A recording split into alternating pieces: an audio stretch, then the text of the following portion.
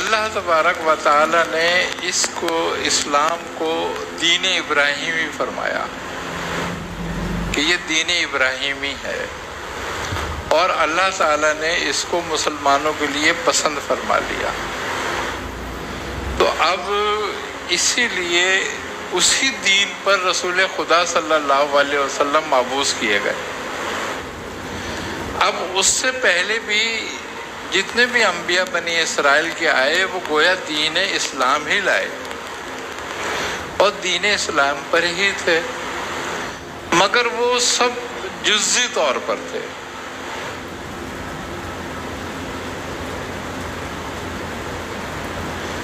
رسول خدا صلی اللہ علیہ وسلم کلی طور پر ہوئے، یعنی کہ تمام لوگوں کے لیے ہوئے۔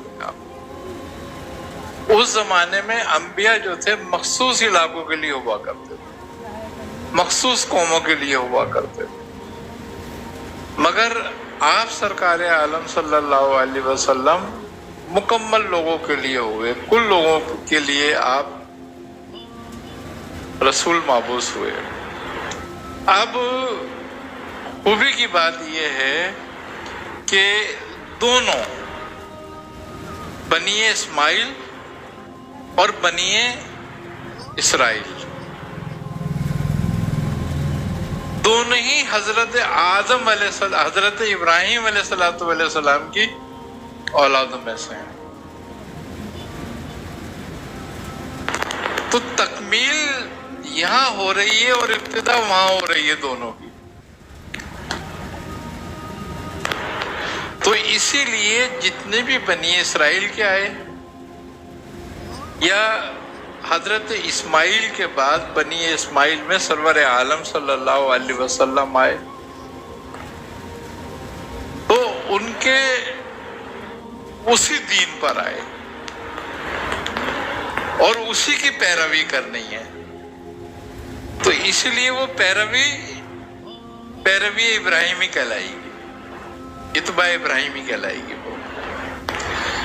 اور اس کے علاوہ جو اوصاف حضرت ابراہیم علیہ السلام کے بیان کیے گئے، گویا یہ اوصاف وہ اوصاف ہیں کہ جو اللہ تبارک و تعالی کے نزدیک سب سے پسندیدہ اوصاف ہوں،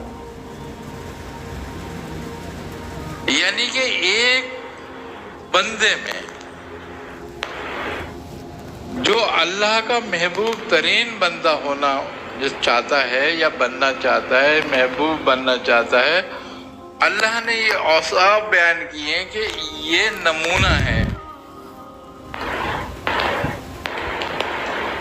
کہ جس میں یہ اوصاف ہوں گے وہ اللہ تبارک و تعالیٰ کا محبوب، مقرب، خلیل ہوگا۔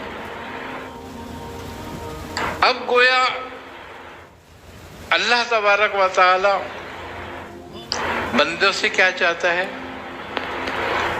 بندے سے وہ یہی اوصاف چاہتا ہے کہ بندہ اپنے اندر یہ اخلاق اور اوصاف حمیدہ پیدا کرے اور اپنے خصائل رذیلہ کو دفع کرے۔ دیکھیں نبی کریم صلی اللہ علیہ وسلم جس بات کے لیے مبعوث کیے گئے اس میں ایک بڑی بات چار میں سے یہ بھی ہے کہ آپ لوگوں کے تزکیے کے لیے آئے۔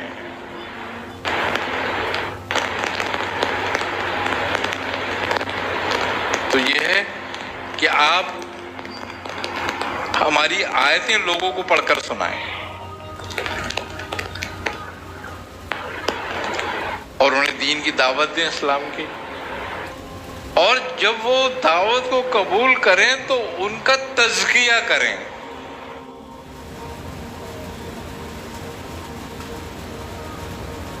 اور تزکیہ کیا ہے؟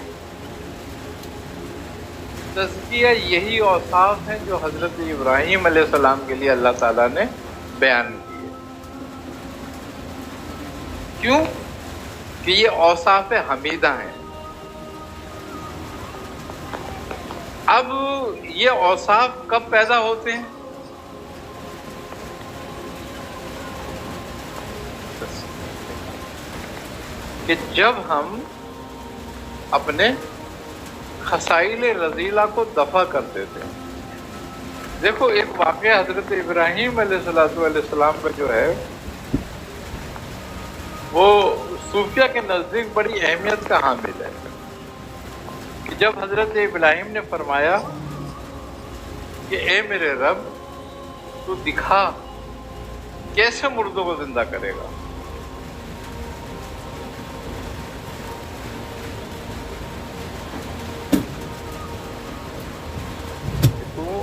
مجھے دکھا کہ تو مردوں کو کیسے زندہ کرے گا.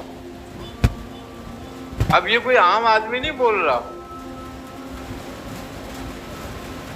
اللہ کا خلیل بول رہا ہے جو یقین کے آخری درجے میں. ہمیں تو وسوسہ بھی کمال حاصل نہیں ہوتا، وہ یقین کے آخری درجے میں.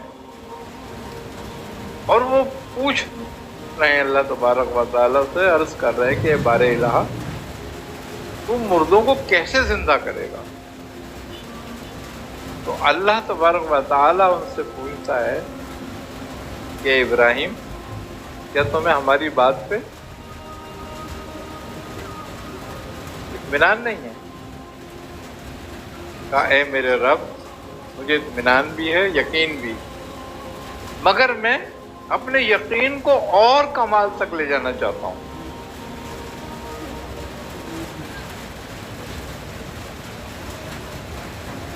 اب اللہ بھی ان کی اس بات کو پوری کر رہا ہے.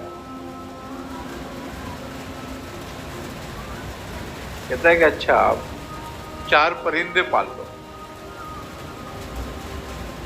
اور اس کو اپنے سے ہلا لو تاکہ تمہاری آواز پہ آیا کرے. تو آپ نے 4 پرندے لیے، جس میں سے ایک مرغ تھا، ایک کبوتر تھا، ایک کوا تھا، اور بعض کہتے ہیں کہ ایک گدھ تھا. مختلف باتیں اس کے متعلق، لیکن یہ 3 تھیں، چوتھا گدھ. اور پھر فرمایا کہ ان کو ذبح کر دو اور ان کے ٹکڑے ٹکڑے کر دو، پھر ان کو قیمہ کر لو، پھر ان کو مکس کرو اور مختلف سمتوں میں ڈال دو، 4 سمتوں میں، اور پھر ان کو آواز دو تو چلے آئیں گے تیری طرف دوڑے ہوئے. ایسا ہی ہوا. اب یہ واقعہ ختم ہو گیا کہ بھئی وہ پرندے زندہ ہو گئے، حضرت ابراہیم نے دیکھ لیا. اب صوفیہ فرماتے ہیں کہ ان 4 پرندوں کو لینے کی وجہ کیا تھی؟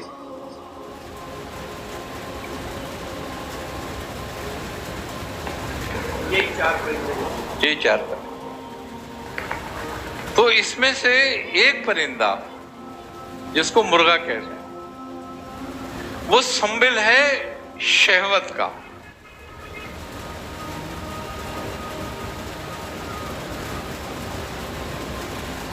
اور کوا جو ہے وہ ہے ہرس اور بغض کا.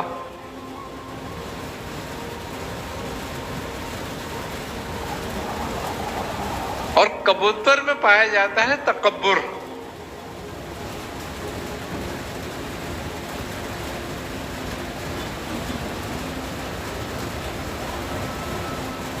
بعض روایت میں ہے کہ مور بھی تھا. تو مور جو ہے وہ سمبل ہے زینت اور آرائش کا، دکھاوے کا، خوبصورت ہے. تو وہ کہتے ہیں کہ یہ سارے اوصاف 4 جو پرندوں میں تھے یہ انسان کے نفس میں ہیں.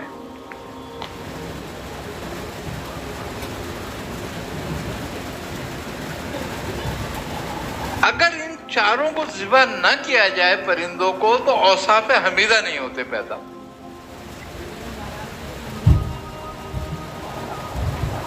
ان چاروں کا خاتمہ جو ہے، جو یہ کاٹے گئے ہیں، تو وہ کہتے ہیں جو تیرے نفس میں یہ چاروں پرندے ہیں ان کو ذبح کر۔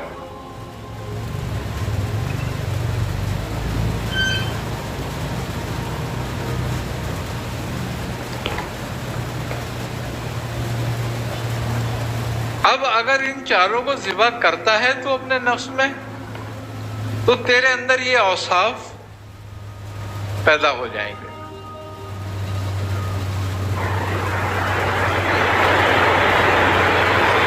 دیکھو، حرص و حسد،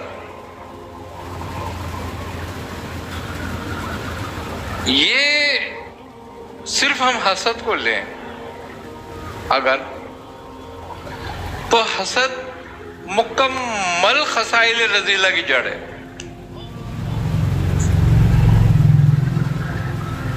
تمام بری عادتیں ایک طرف، حسد ایک طرف، حسد ایک طرف، اتنا خطرناک ہے۔ اس لیے سب سے بڑی بات حسد کی یہ ہے کہ باقی جو گناہ ہیں، باقی جو خصائل ہیں، وہ اس مقام تک نہیں آتے۔ کیوں؟ کہ حسد اتنی بری چیز ہے کہ حاسد جو ہے وہ اللہ کی تقسیم پہ راضی نہیں ہے۔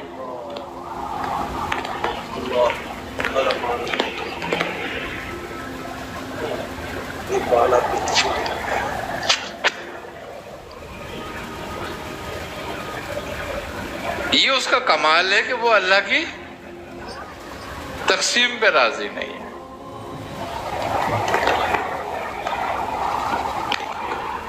اور پھر دوسرا اس کا کمال یہ ہے کہ وہ نعمت جو دوسرے کے پاس ہے، اس کو ملے یا نہ ملے اس سے چھن جائے۔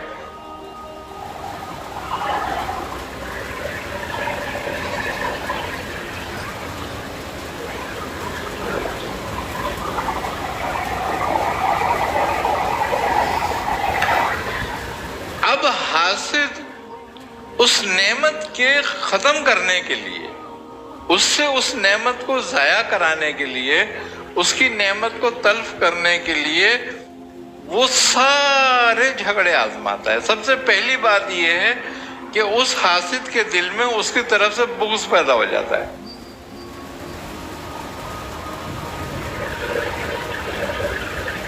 اور جب بغض پیدا ہوتا ہے تو پھر وہ لوگوں سے اس کی شکایتیں، برائیاں کرتا ہے جو اس میں موجود نہیں ہیں۔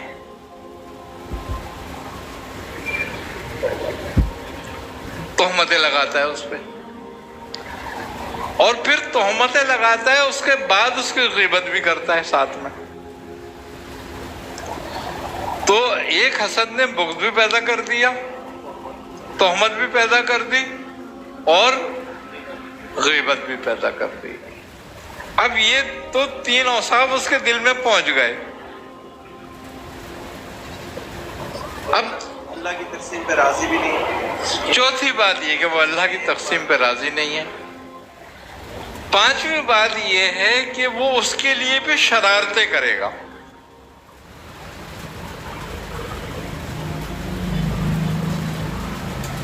اور شرارتوں میں ظلم کرنے سے بھی گریز نہیں کرے گا۔ تو شریر بھی ہو جائے گا، ظالم بھی ہو جائے گا۔ چوتھی بات یہ ہے کہ جب اس کا زبان سے کام نہیں چلے گا تو وہ اس کو گرانے کے لیے اپنا پیسہ بھی خرچ کرے گا۔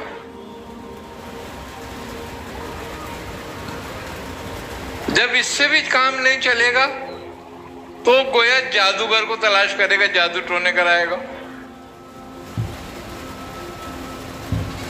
تو اب یہ بتاؤ کہ اس میں کون سی بات باقی رہ گئی اس کے بعد؟ اور جوں سامنے والا ترقی کرے گا، اس کی یہ ساری چیزیں اسٹریم پر جائیں گی۔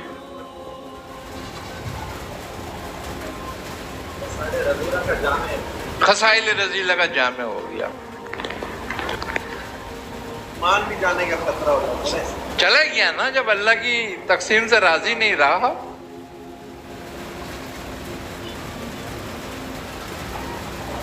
آئی نا سمجھ میں؟ حضرت ابراہیم علیہ السلام کے جو اوصاف ہیں اس کا ایک بھی اگر کسی میں پیدا ہو جائے گا تو ان سارے خسائل سے نکل جائے گا. مثال کے طور پر اگر اس میں صرف یہی بات پیدا ہو جائے کہ یہ نعمت اللہ کی طرف سے ہے اس کو،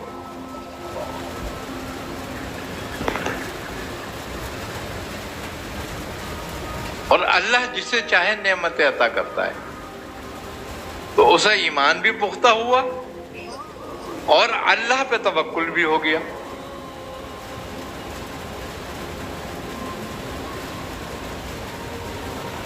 ابراہیم اللہ پہ توکل کرنے والے تھے، مشرکوں سے دور رہنے والے تھے.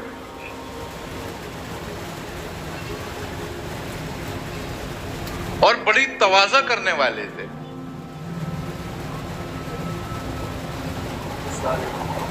اب جب بندہ اللہ پہ بھروسہ کرتا ہے، اللہ سے راضی ہوتا ہے، تو اس میں تواضع بھی پیدا ہو جاتی ہے.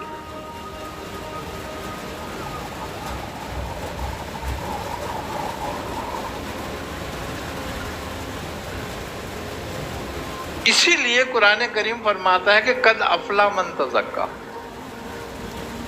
کہ جس نے اپنا تزکیہ کیا گویا وہ فلاح پا گیا. اچھا، اب کیا بات ہے کہ رسول خدا صلی اللہ علیہ وسلم کا بھی ایک یہ ذمہ داری تھی کہ آپ لوگوں کا تزکیہ کریں گے.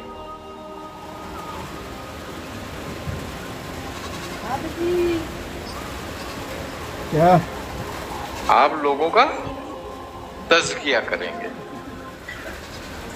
اب دو حصے ہیں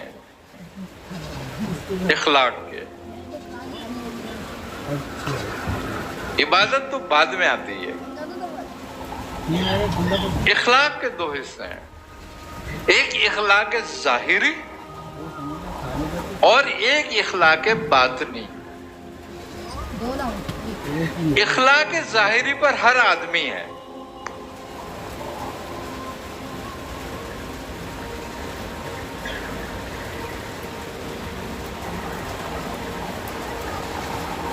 اگر وہ جو اخلاق ظاہری پر ہے، اگر اس میں اخلاق باطنی نہیں ہے تو وہ ریاکار ہے.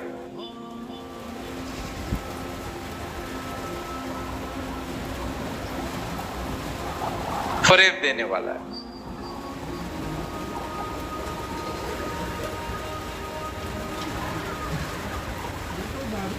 اب ریاکار کی کوئی عبادت ویسے بھی قبول نہیں ہوتی.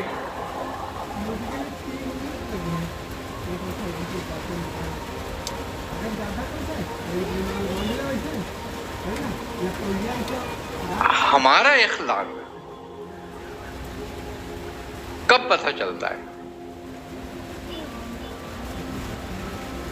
جب ہمارے مزاج کے خلاف کچھ ہو تو وہ برداشت پیدا ہو جائے تو پھر اخلاق کا پتہ چلتا ہے. اب اس کی بھی دو حالتیں ہیں. ایک حالت اس کی یہ ہے کہ گویا وہ جس سے ہمارا نقصان ہوا ہے وہ ہم سے طاقتور ہے یا کمزور ہے.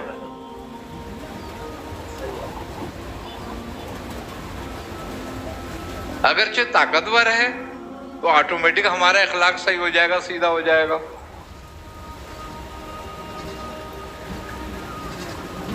اگرچہ کمزور ہے تو پتہ چلے گا کہ اخلاق کتنا ہے اس کا.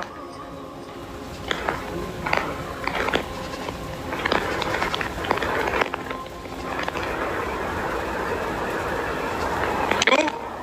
کیا وہ بہادر شاہ ظفر کا ایک شعر ہے، وہ کہتے ہیں کہ ظفر اس کو آدمی نہ جانیو، چاہے ہو کتنا صاحب فہم و ذکا،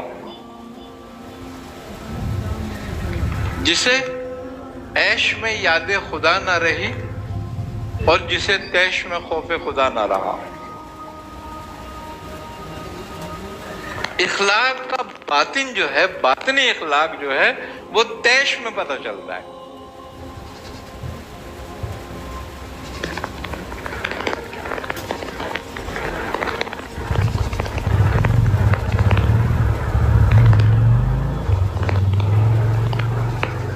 اللہ پر یقین، اللہ کی یاد رہنا، وہ مصیبت میں پتہ چلتی ہے۔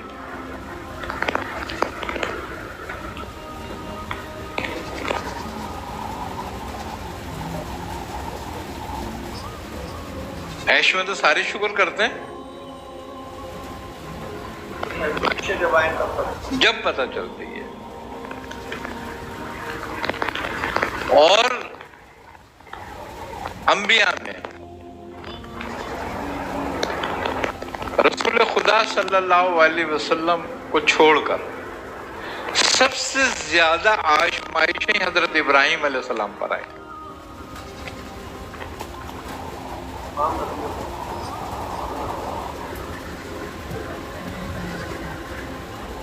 یہاں تک کہ آپ کو آگ میں ڈالا گیا، اور آپ واحد نبی ہیں کہ خدا کے راستے میں جن کا لباس اتارا گیا، آپ کو برہنہ کر کے آگ میں پھینکا گیا تھا۔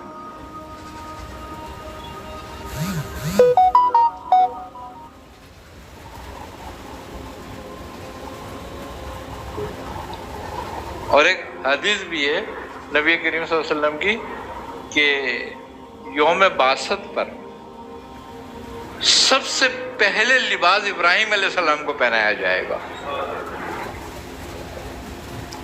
اس لیے کہ ان کا لباس اللہ کے راستے میں اترا ہے۔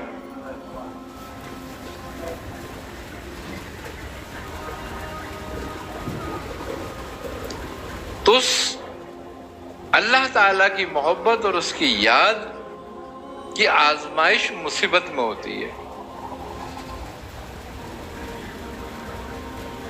اور اس کی وجہ کیا ہے؟ حضرت ایوب علیہ السلام، حضرت ایوب علیہ السلام کے پاس ہر طرح کی نعمتیں تھیں، تو شیطان نے کہا کہ اے بار الہ، یہ تیری خوب حمد ثنا کرتا ہے، تیرا شکر کرتا ہے، کیوں نہ کرے؟ ساری نعمتیں تو نے دی ہوئی ہیں اس کو پریشانی کیا ہے؟ تو اللہ نے فرمایا کہ یہ میرا بندہ ہے، یہ ہر حال میں میرا ہے، اور یہ ہر حال میں میرے لیے صبر و شکر کرے گا۔ تو کہا میں اس کو آزما لوں، تو کہا آزما لو۔ تو ہر چیز رفتہ رفتہ ختم ہو گئی آپ کی۔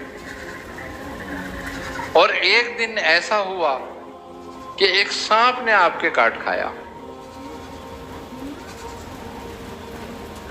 اور اس کے زہر سے آپ کو کوڑ کا مرض ہو گیا۔ بعض کہتے ہیں کہ وہ شیطانی تھا وہ سانپ۔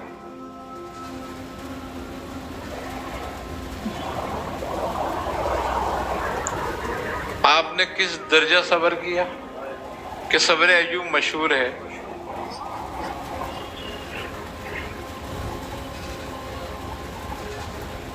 اس حال میں بھی آپ اللہ کا شکر ادا کرتے تھے، اس حال میں بھی۔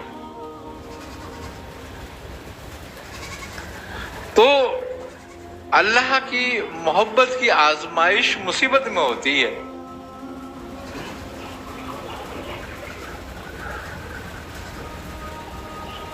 بندہ مصیبت کے وقت تو پھر جاتا ہے ہر بات سے۔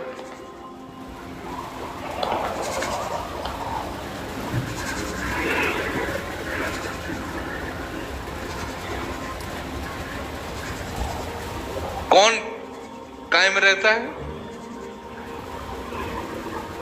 جو اللہ پہ بھروسہ کرتا ہے، اللہ سے راضی رہتا ہے۔ اللہ سے کون راضی نہیں ہے؟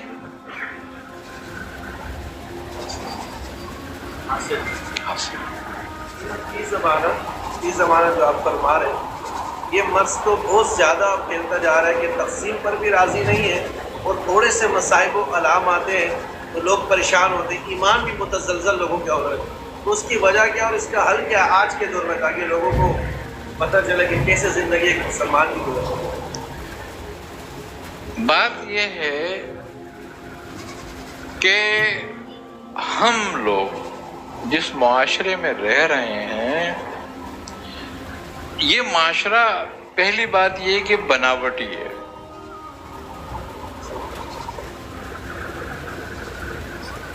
اور اس بناوٹ کو ہم نے، جو مصنوعی بناوٹ ہے، اس بناوٹ کو ہم نے جو ہے نا وہ اپنی عزت اور عظمت سمجھ لیا.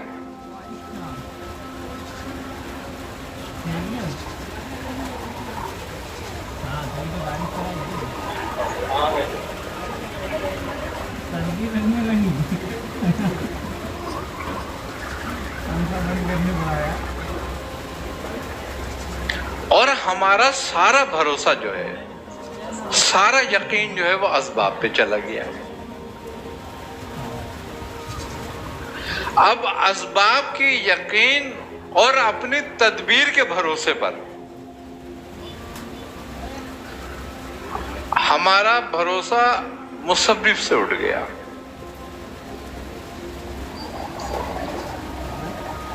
اب دو باتیں ہیں اس میں، ایک تو یہ ہے کہ زبانی کلامی، ایک لسانی اور ایک قلبی. تو ہم لسانی طور پر اللہ کو مسبب مانتے ہیں اور لسانی طور پر ہی اللہ پہ بھروسہ کرتے ہیں،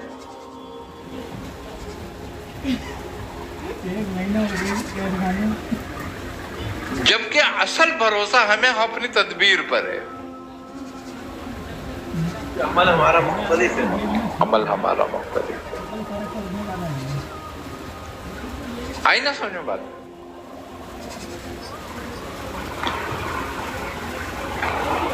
اب اس میں یہ بات ہے کہ ایک صورت تو وہ ہے کہ ہم تقاضۂ بشری کے تحت تدبیر میں ہیں. ایک بات یہ ہے کہ ہم اس بات کو سمجھتے ہی نہیں ہیں کہ ہم تقاضۂ بشری کے تحت تدبیر میں ہیں، بلکہ ہم یہ سمجھتے ہیں کہ جو کچھ ہے وہ تدبیر میں ہے.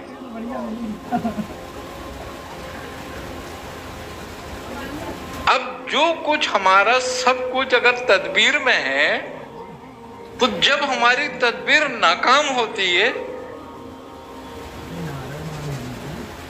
تو ہم یہ سمجھتے ہیں کہ سب کچھ چلا گیا ہمارا اس میں،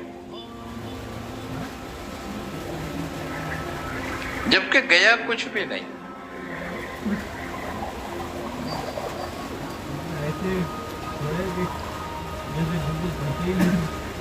اللہ تبارک و تعالی فرماتا ہے جیسے کہ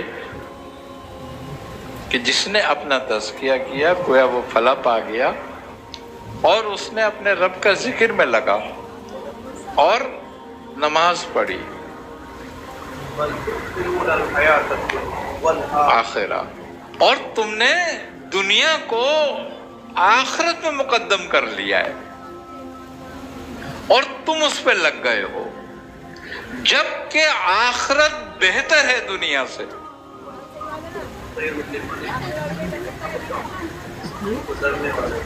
اور یہی کچھ ابراہیم،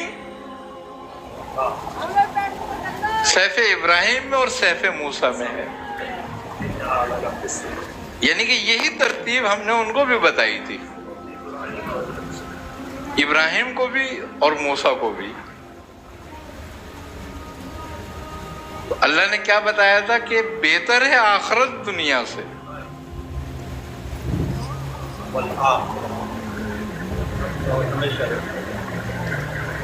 لیکن اس کی شرط پہلی کیا تھی کہ جس نے اپنا تزکیہ کیا. کیوں کہ دنیا کی حقیقت اور دنیا کا شر ہمیں اپنے نفس کے تزکیے کے بعد معلوم ہوتا ہے، اس سے پہلے نہیں. اللہ کہہ رہا ہے نا، اور یہ دنیا میں لگ گئے اور انہوں نے دنیا کو سب کچھ جان لیا اپنا. تو اب جب کیوں جان لیا دنیا کو؟ نہ نماز نے اثر کیا، نہ ذکر نے اثر کیا. اس لیے کہ نماز اور ذکر اثر کرتے ہیں تزکیے کے بعد، اور جب تزکیہ ہی نہیں تو یہ سب بے اثر. دیکھو دونوں چیزوں کا اللہ نے ذکر کیا، ذکر کا اور نماز کا.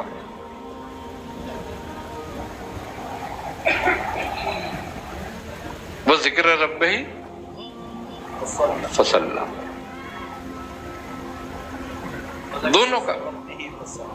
دونوں کا ذکر کیا نا. اب ذکر کا نتیجہ اطمینان قلب ہے. کیا کہتا ہے اللہ تعالیٰ قرآن میں؟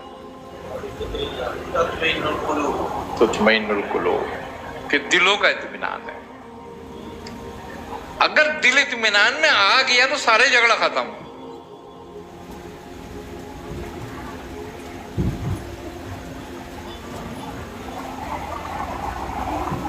پھر کسی عزت، شہرت، دولت، کسی چیز کی انسان کو پرواہ نہیں رہتی.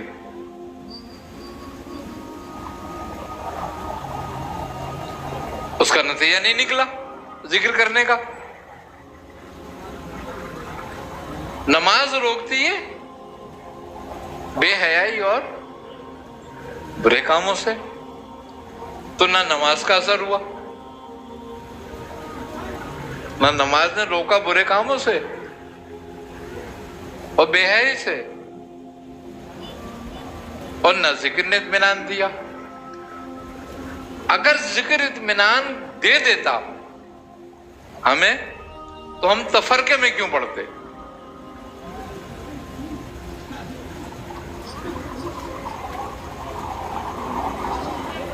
اس لیے کہ قلب کو اطمینان نہیں ہے تفرقے میں.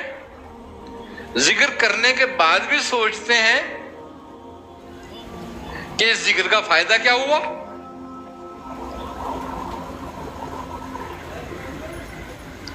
جبکہ اس کے فائدے کی تو ہمیں کوئی ضرورت ہی نہیں ہے پوچھنے کی کسی سے.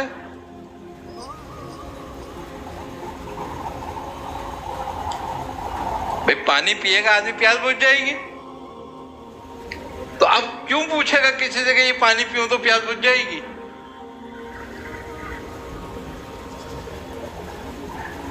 اب پیاس پانی بجھا رہا ہے.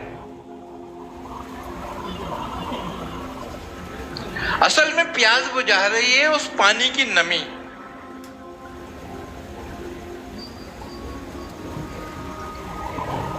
اگر نمی کو نکال دیا جائے تو پانی پیاس بجھائے گا؟ بوجھ بن جائے گا. بوجھ بن جائے گا.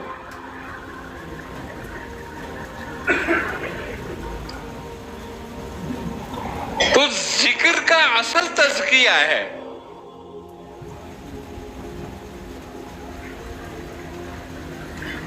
اگر تزکیے کو نکال دو ذکر بیکار ہو جائے گا، پھر وہ تمہیں اطمینان نہیں دلائے گا.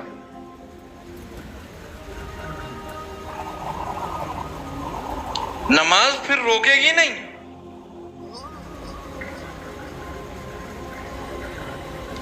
کسی بھی برے کام سے تزکیہ اس کا نتیجہ. اس کی وجہ ہے، اس کی وجہ یہ ہے کہ ہم اپنے خصائل، اپنے نفس کی خواہش سے نہیں نکلتے.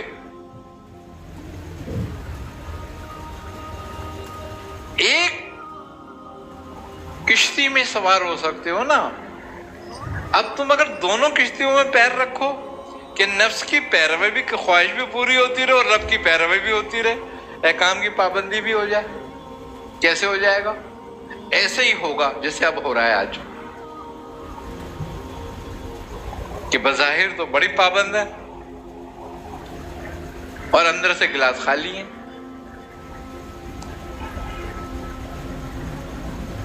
तन उजला मन मैला, बगले जैसा भेष। ये बगला ऊपर से कितना उजला होता है।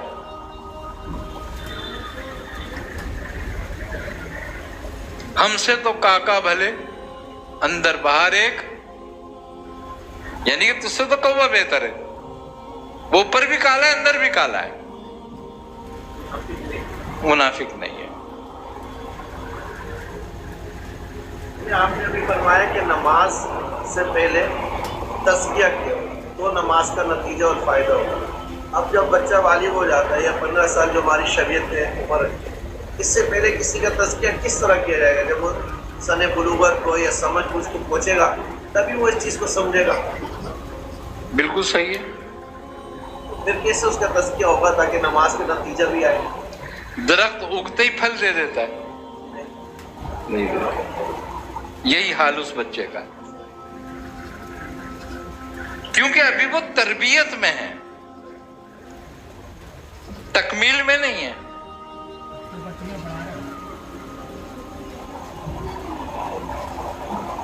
हम तालीम देते हैं, नमाज का हुक्म तो दे रहे होते, तज़किया हाँ, तरबियत नहीं करते।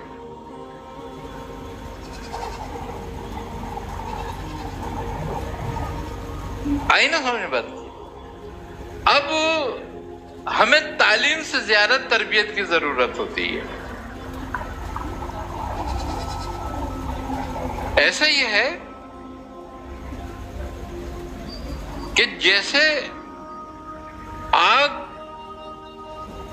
बगैर तपिश के हो तो उस आग का फायदा है? कोई फायदा नहीं है। तो तालीम आग है, तरबियत तपिश है।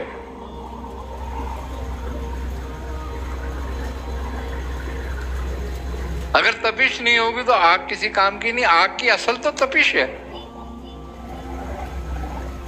जिस तरीके पानी की असल नमी है, इसी तरह आग की असल तपिश है। वरना लाख ढेरों आग जलाते रहो, तुम्हारे किस काम की?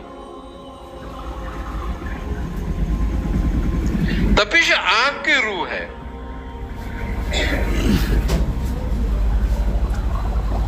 नमी पानी की रूह है और तज़किया इबादत की रूह है।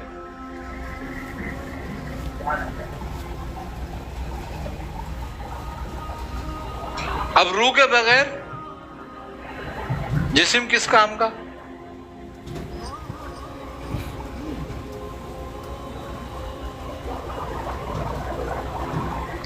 तो हम जिस माशरे में है ना, इस माशरे में हमने जो बनावट है, जो ज़ाहिरी आराइशें हैं, जो ज़ाहिरी ऐशो आराम है, या ज़ाहिरी जिसको हमने लग्जरी जिंदगी कहा हुआ है, ये सब की सब फरेब है।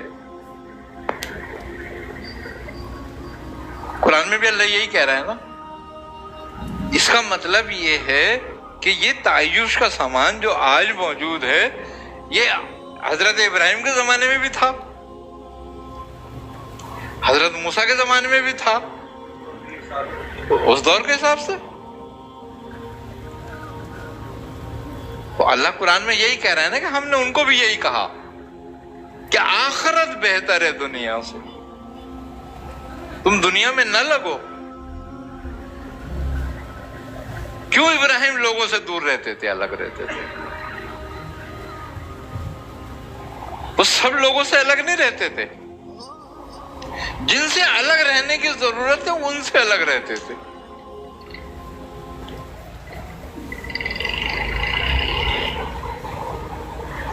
कभी कभी एक आदमी की सोबत जो है वो हजार लाखों आदमी की तरबियत को खत्म कर देती है।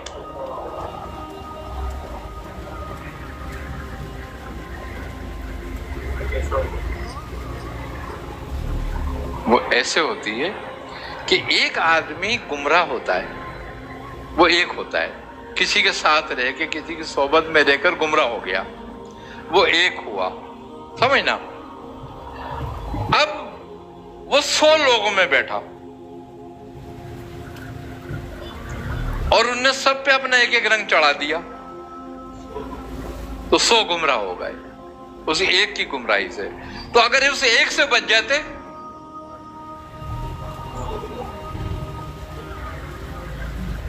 ایک کی صحبت سے بچ جاتے تو 100 سے ہو جاتا بہتر، 100 گمراہ نہ ہوتے. تو وہ آدمی ہو جاتا ہے گمراہ گر.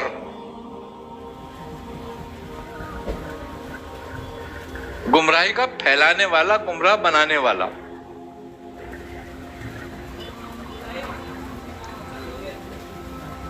ایک نیک آدمی کی صحبت جو ہے نا وہ دوسرے پہ بھی اثر نہیں کرتی، اور ایک برے آدمی کی صحبت 100 پہ اثر کر جاتی ہے. وجہ نفس کا پہلا قبول نہیں کر رہا ہوتا، اس کو نیکی کو قبول نہیں کر رہا ہوتا، نیک بات کو. چونکہ فجور اور فسق بڑا ہوا ہوتا ہے تو لہذا اس کو جلدی قبول کر لیتا ہے. تو ایسوں کی صحبت سے تنہائی بہتر ہوئی.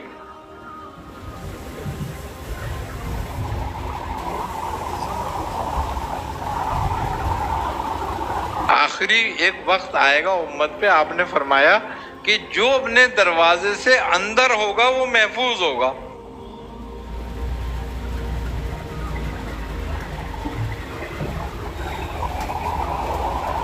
تو آج کوئی بھی باہر نکلنے والا محفوظ نہیں ہے.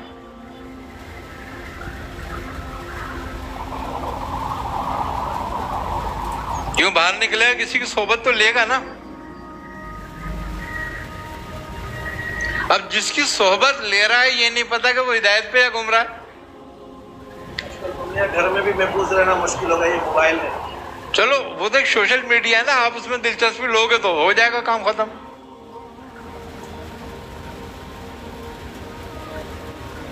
اسی لیے حکم ہے کہ اپنے آپ کو مصروف رکھو.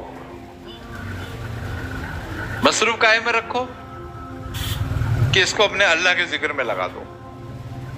یہ اللہ کے ذکر میں لگ جائے گا تو کچھ محفوظ ہو جائے گا، نہیں تو پھر یہ راستہ ڈھونڈتا ہے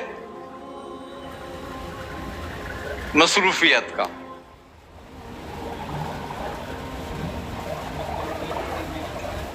پھر کہاں مصروف ہو جائے یہ کچھ نہیں پتا اس کا. تو اس کا مطلب یہ ہوا کہ ہمیں سب سے پہلی توجہ، ہمارا جو فوکس ہے وہ ہونا چاہیے اپنے تزکیے کا. ہم دوسروں کے تزکیے میں نہ لگیں،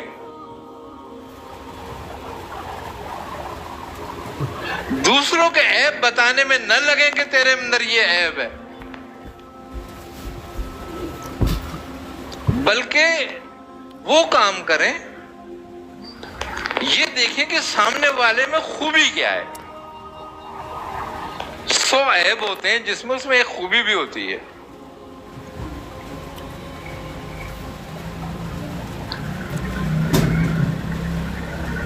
مکھی نہ بنے کہ سارا صاف جسم چھوڑ کر زخم پہ بیٹھے جا کے، اور ساری صاف زمین چھوڑ کر گندگی میں جا کے بیٹھے گی.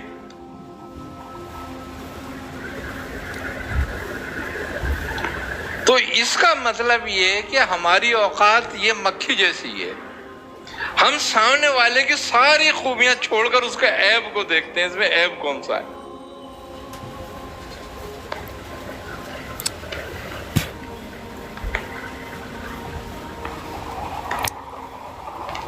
تو جو سامنے والے میں خوبی نظر آ جائے تو اپنے اندر دیکھ میرے اندر یہ خوبی ہے یا نہیں ہے، اس کو پیدا کرنے کی کوشش کر. سامنے والے کے عیب نظر آتے ہیں تو پھر اپنے اندر دیکھ میرے میں کون کون سے باقی رہ گئے، اپنے میں سے نکالنے کی، چننے کی کوشش کر. اللہ مجھ سے کسی کی بھی گواہی نہیں لے گا.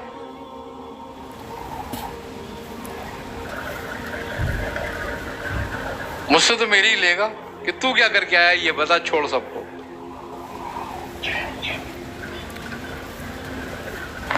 تو نے میرا کتنا ذکر کیا تھا اور میرے ذکر سے تجھے کیا فائدہ ہوا تھا یہ بتا.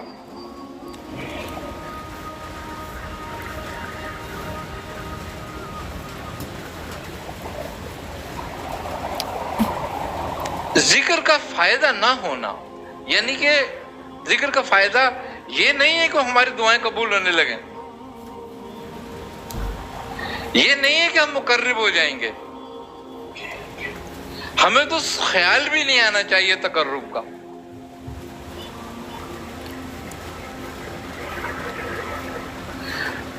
اگر ہمیں اپنے نیک اعمال سے اور اپنے ذکر فکر سے یہ خیال آتا ہے کہ میں اللہ کے نزدیک ہو رہا ہوں، تو اس کا مطلب ہے کہ شیطان نے کیلے کا چھلکا ڈال دیا تیرے پیر کے نیچے. اب تو کبھی بھی پھسل کے کہیں گرے گا جا کے.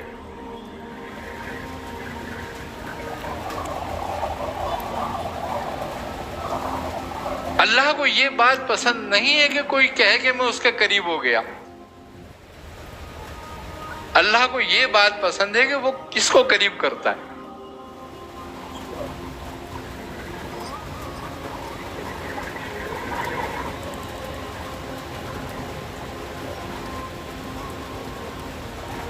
آئیے سمجھ. تو اس کا مطلب یہ ہے کہ اگر ہمارے ذکر فکر سے، ہماری عبادتوں سے ہمارے اندر یہ خیال پیدا ہو رہا ہے کہ میں نیک کام کر رہا ہوں، میں اللہ کی عبادت میں لگا ہوا ہوں، میں اللہ کے قریب ہو رہا ہوں، تو اس کا مطلب یہ ہے کہ یہ ریاکاری نفس ہے. اب نفس تیرا ریاکاری پہ اتر آیا ہے.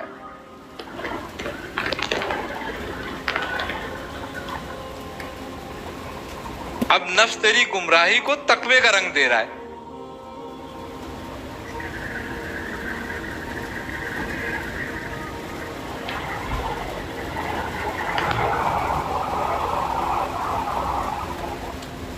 یہ اس سے زیادہ خطرناک عمل ہے جو تو کچھ بھی نہ کرتا.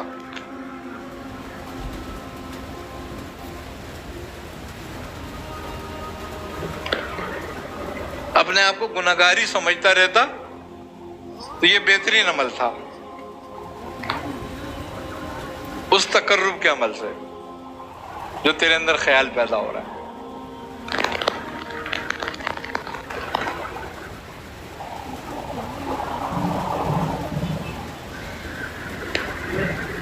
انسان اپنا تزکیہ کس طرح کرے گا، کیسے کرے گا؟ ابھی آپ نے تزکیہ کرے تو تزکیہ کس طرح کیا جائے، ابتدا کس چیز سے کرے گا، کیسے کرے گا؟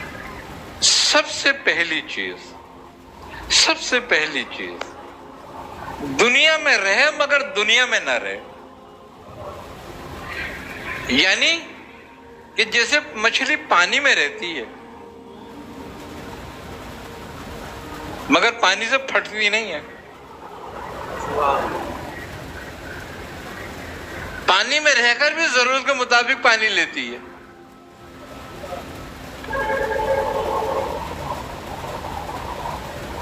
اسی طرح دنیا میں رہنا ہے بندے نے. دنیا ضرورت کا گھر ہے، یہ ضرورتیں ہیں یہاں پر.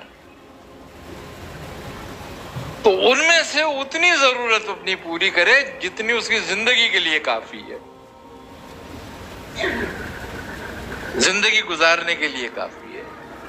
یہ بندے کے تزکیے کا ابتدائی حال ہے.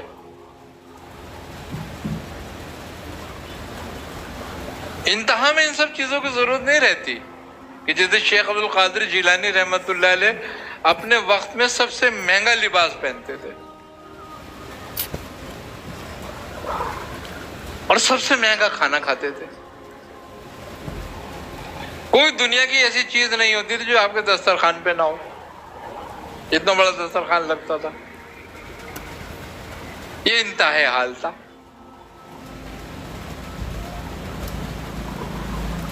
لیکن ابتدا میں الگ بات ہے اور انتہا میں الگ معاملہ ہے. کیوں کہ جب بندہ ابتدا کو پکڑ کے اور اس پہ گامزن ہو کر اس کو استقامت حاصل ہوتی ہے تو اللہ اپنے نعمتیں اس پہ کھولتا ہے. اور جب اللہ کھول دیتا ہے تو بندے کو خطرہ نہیں رہتا. کیوں؟ کہ اس کا دل اپنے رب سے جڑا رہتا ہے، اس کا جسم دنیا میں ہوتا ہے.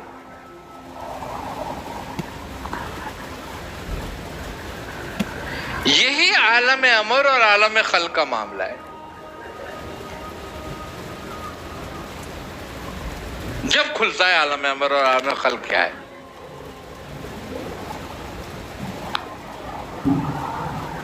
کہ جب اپنے تزکیے کے کمال پر آتا ہے. ایک بات ہے چھوٹی سی، آپ ابھی ایک قالین پہ بیٹھو، وہ قیمتی قالین ہے دنیا کے اعتبار سے، لیکن اگر آپ کو اس سے 70 گنا زیادہ قیمتی قالین دکھایا جائے کہ اس کے بعد یہ تیرے لیے ہے، تو تم اسی پہ رہنا پسند کرو گے یا اس کی طرف جاؤ گے؟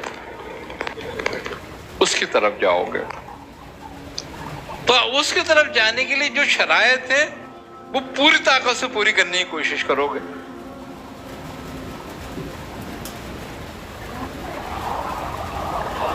ہے نا یہ بات؟ تو اب اس کا مطلب یہ ہوا کہ انسان کی فطرت میں یہ بات وعید ہے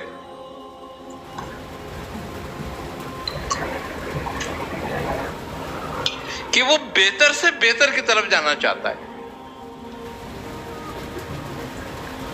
یہ فطرتاً ہو گئی نا اس کی بات. تو پھر اس کی وہ فطرت کام کیوں نہیں آ رہی کہ اللہ کہہ رہا ہے کہ دنیا مکھی کے پر کے مچھر کے برابر نہیں ہے، اور میں نے آخرت کو خیر سے معمور کر دیا ہے. تو پھر اس کی فطرت کام کیوں نہیں کر رہی یہاں پر؟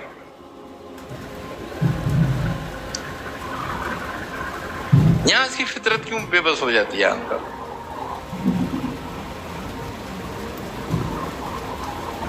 بھئی فطرت میں یہ بات بعید ہے کہ وہ اچھی کی طرف جاتا ہے، لیکن یہاں سے کیوں نہیں بڑھ پا رہا اچھی طرح سے؟ اس کی وجہ ہے، اس کی وجہ یہ ہے کہ ہم نے قانون پورا نہیں کرا. اس قانون پر ہمیں یقین نہیں ہوا ابھی تک. وہ کیا ہے؟ وہ یؤمنون بالغیب ہے. اس پر نہیں آئے ہیں ہم ابھی تک.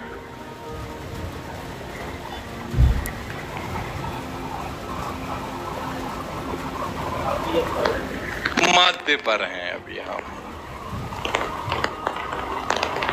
اگر وہ یقین ہم میں پیدا ہو جائے جس کا حکم آیا ہے کہ غیب پر ایمان لا. ایمان کے معنی کیا ہیں؟ ایمان کو عبادت کا نام ہے؟ ایمان یقین کا نام ہے. تو اس کا مطلب یہ ہو رہا ہے کہ ابھی ہم میں ایمان پیدا نہیں ہوا،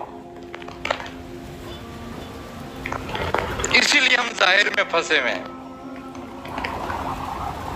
ایمان باطن کی چیز ہے، ہم خلق میں پھنس گئے ہیں، وہ امر کی چیز ہے.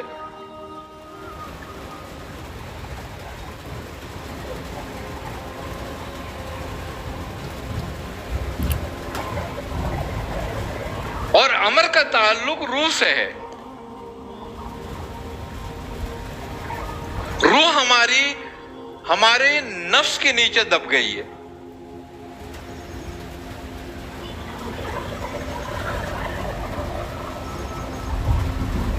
تو وہ اس کا جو مشاہدے کی قوت ہے وہ سلب ہو گئی ہے.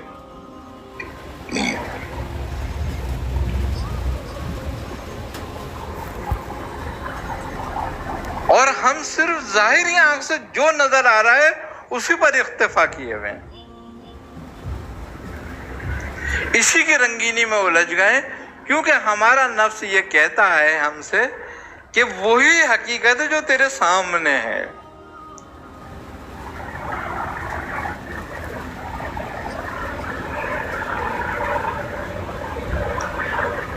جب ہماری فطرت ہم سے یہ کہہ رہی ہے کہ یہی حقیقت ہے جو تیرے سامنے ہے، تو اب علم کیا کرے گا ہمارا اس کے بعد؟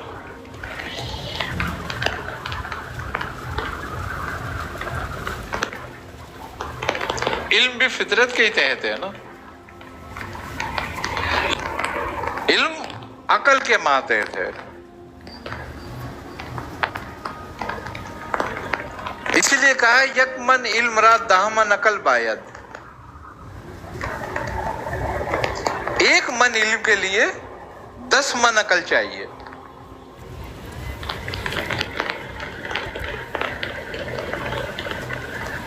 اب عقل 10 من چاہیے، علم 1 من ہے. اب وہ جو 10 من عقل ہے اس پر بھی غلبہ نفس کی خواہش کا ہو گیا ہے.